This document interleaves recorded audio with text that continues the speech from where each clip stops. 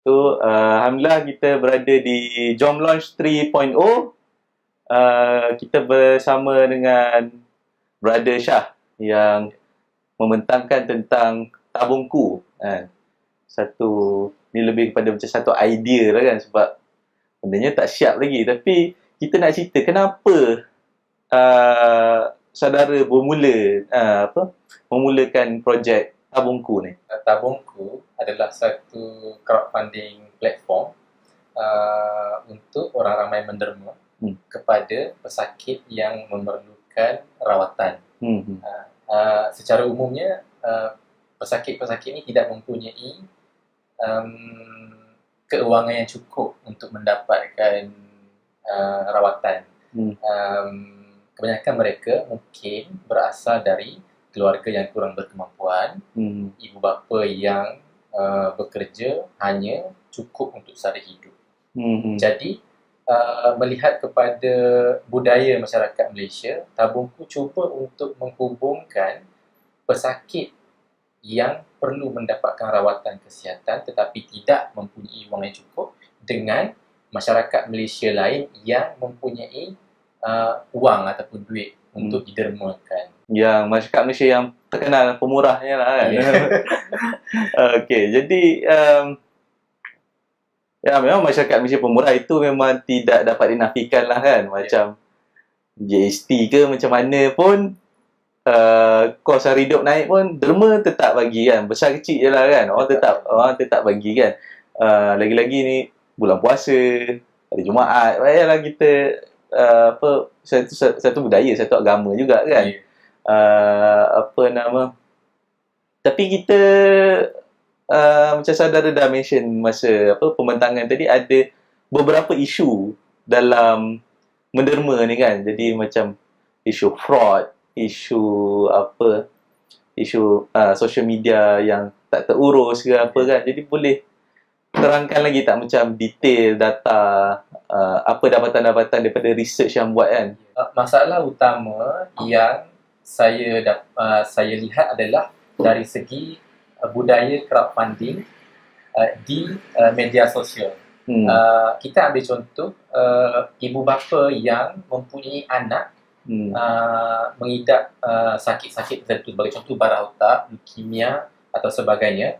Mereka akan memaparkan, memberitahu kepada rakan-rakan sosial di Facebook sebagai contoh berkenaan berita anak-anak mereka ini.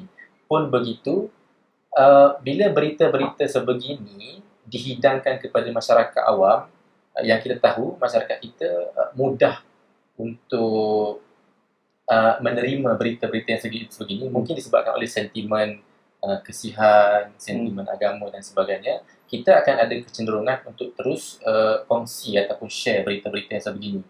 So, bila budaya share ini mengambil tempat, maka kat sini kadang-kadang tu berlaku fraud. Sebagai contoh, ada berita-berita yang disebarkan tetapi tidak benar.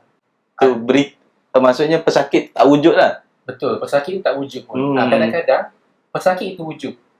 Kumpulan-kumpulan yang menipu ini, mereka menggunakan gambar-gambar yang betul. Gambar kanak-kanak yang sakit yang betul, orang tua yang betul. Tetapi sebenarnya mereka tidak ada kaitan pun dengan pesakit-pesakit ni. Tetapi bila mereka letakkan maklumat dalam berita yang dipost di Facebook itu, mereka letakkan nombor akaun mereka dan nama mereka. Jadi bila orang ramai yang membaca berita ni dan berasa kesian, kebanyakan kita akan terus menderma.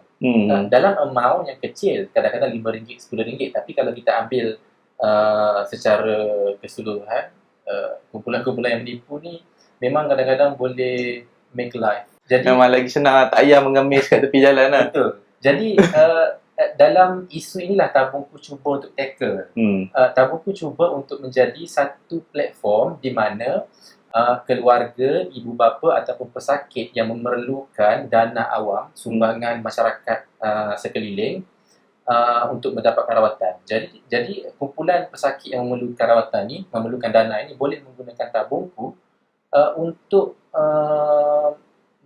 mendapatkan sumbangan daripada orang ramai. Apa yang tabungku akan buat adalah kita memang akan buat fact check. Kita akan periksa latar belakang, kita akan periksa cerita itu betul dan benar, dan kita akan publish.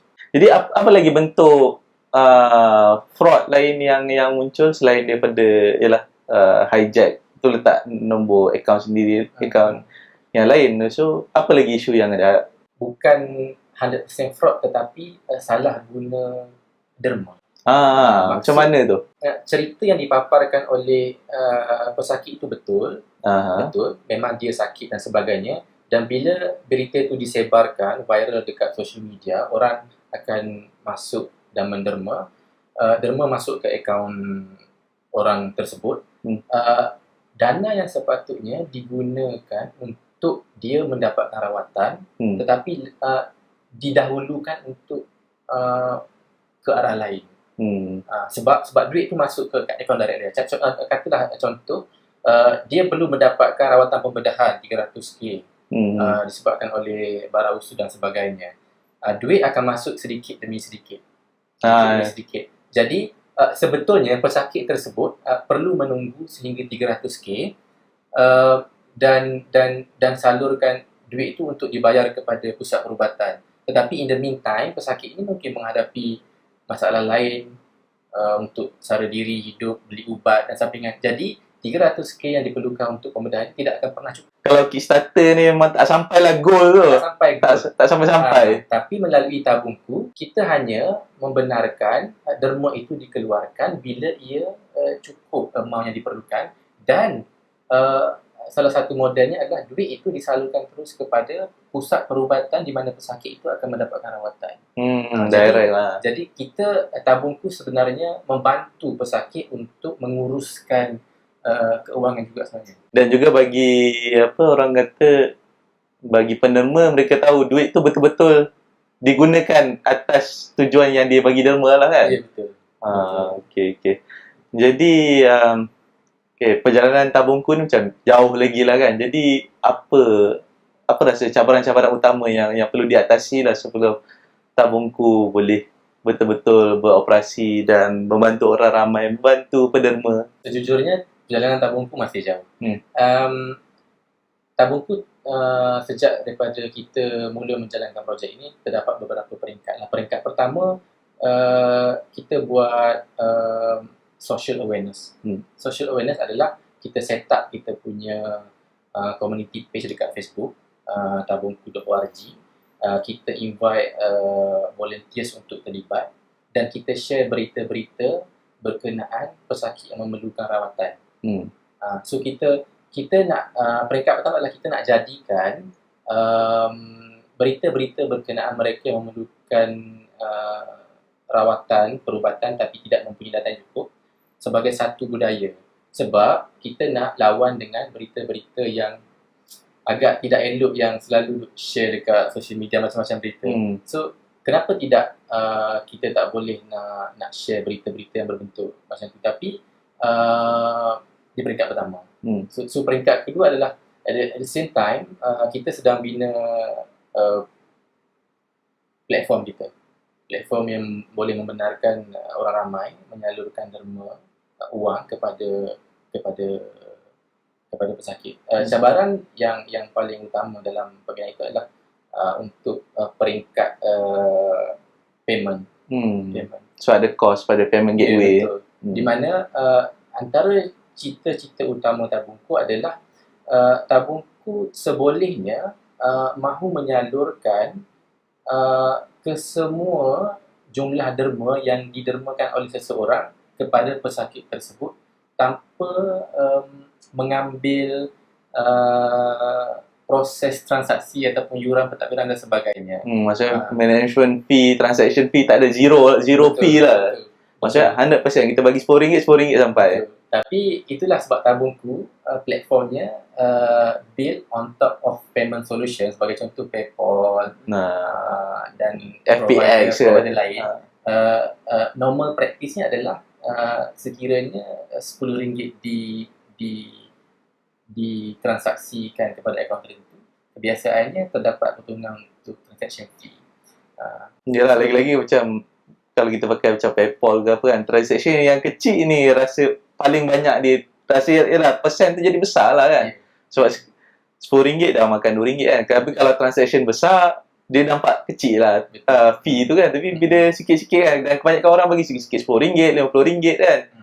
Jadi setiap kali kalau tolak RM2 itu macam bagi orang ramai itu macam tak munasabah lah kan. Banyak juga di kalangan kita yang rasa agak keberatan sebab bila diorang derma RM10 dan katalah transaction fee RM1, so diorang akan fikir sepatutnya RM10 tu terus masuk ke ni, tapi kenapa nak kena ni.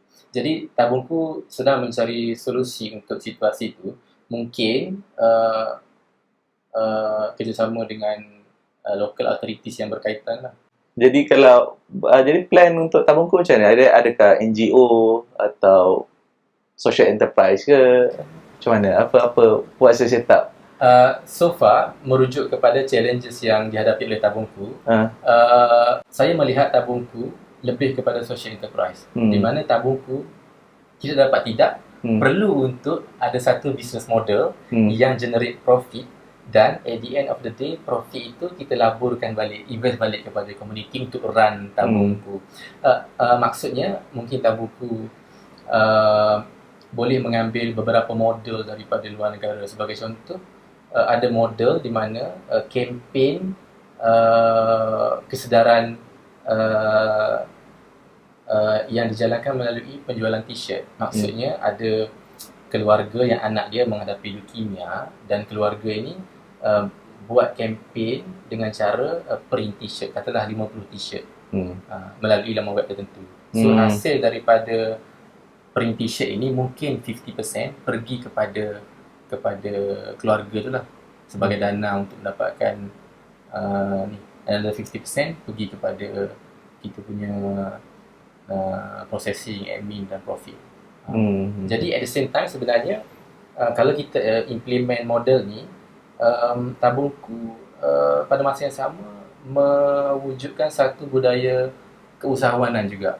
Sebab kalau boleh saya nak share sikit, kita ada banyak kes ibu bapa yang anak-anak mereka sakit dan perlukan rawatan, dan ibu bapa ni terpaksa berhenti kerja sebab diorang nak kena fokus 100%. Jadi cara diorang adalah diorang berniaga.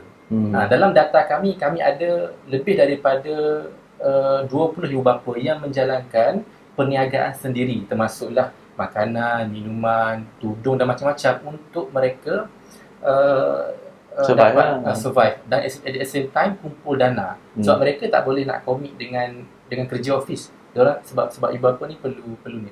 Jadi saya juga melihat ini adalah peluang tabungku untuk menjadi satu platform untuk kita encourage parent yang nak kena dapatkan duit, tapi melalui cara keusahawanan. Mereka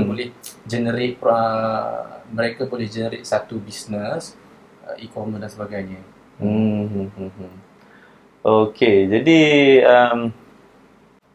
saya setakat itu saja. Jadi apa yang rasa orang macam ni yang tabungku perlukan, yang nak ajak join sama what kind of experts you need untuk move forward? So far tabungku memerlukan volunteers dari segi masyarakat awam, supaya masyarakat awam ni alert dengan berita-berita yang berlaku di sekitar mereka. So masyarakat awam, kita ni lah yang akan jadi penyumbang dan pemberi berita kepada tabungku. Sekiranya ada keluarga, kanak-kanak ataupun orang di sekitar anda, di kawasan anda yang memerlukan rawatan, perubatan tapi tidak mempunyai dana yang mencukupi, boleh sertai kami sebagai volunteer penyumbang berita.